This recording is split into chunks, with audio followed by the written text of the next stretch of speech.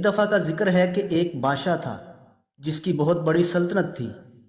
اس بادشاہ کی 7 بیٹیاں تھیں مگر بیٹا کوئی نہیں تھا۔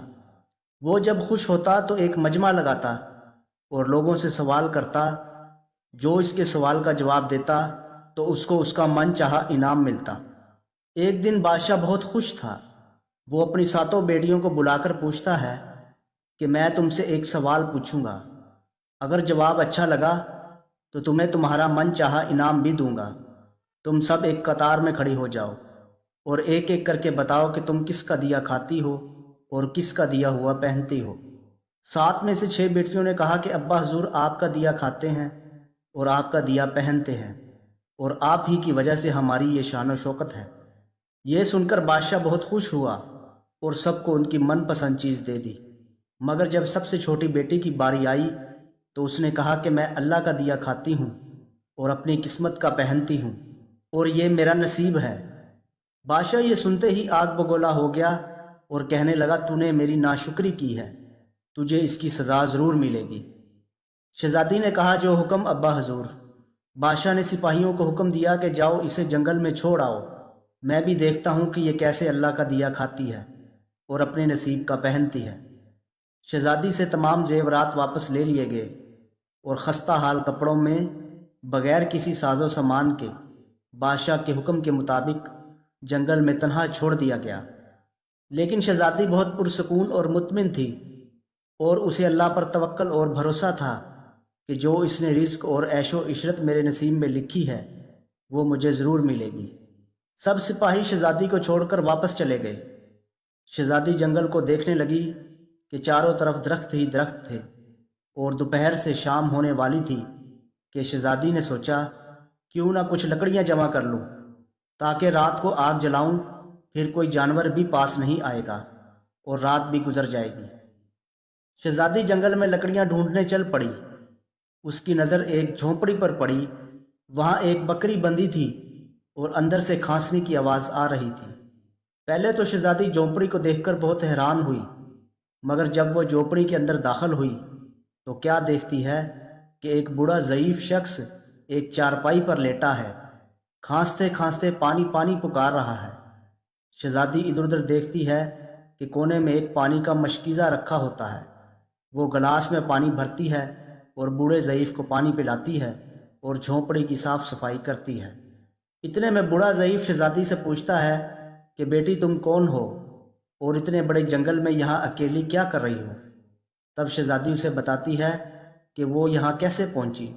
بوڑھا ضعیف اسے جھونپڑی میں رہنے کا بولتا ہے اور کہتا ہے کہ میں شہر میں کام کرتا ہوں، صبح شہر چلا جاؤں گا اور 8 دن کے بعد آؤں گا، تم یہیں رکنا۔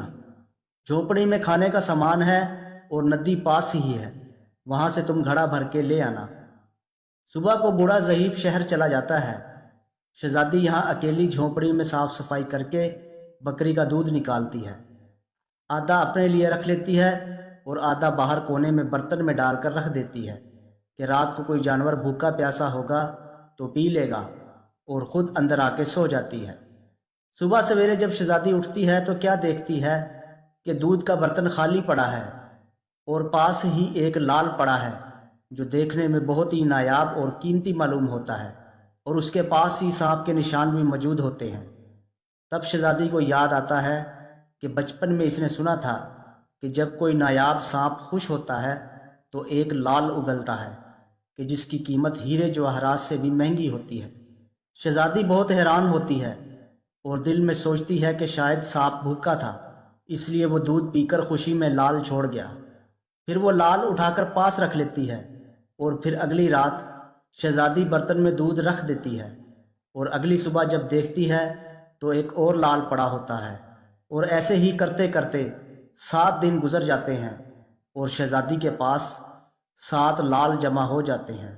8ویں دن بوڑھا ضعیف آ جاتا ہے۔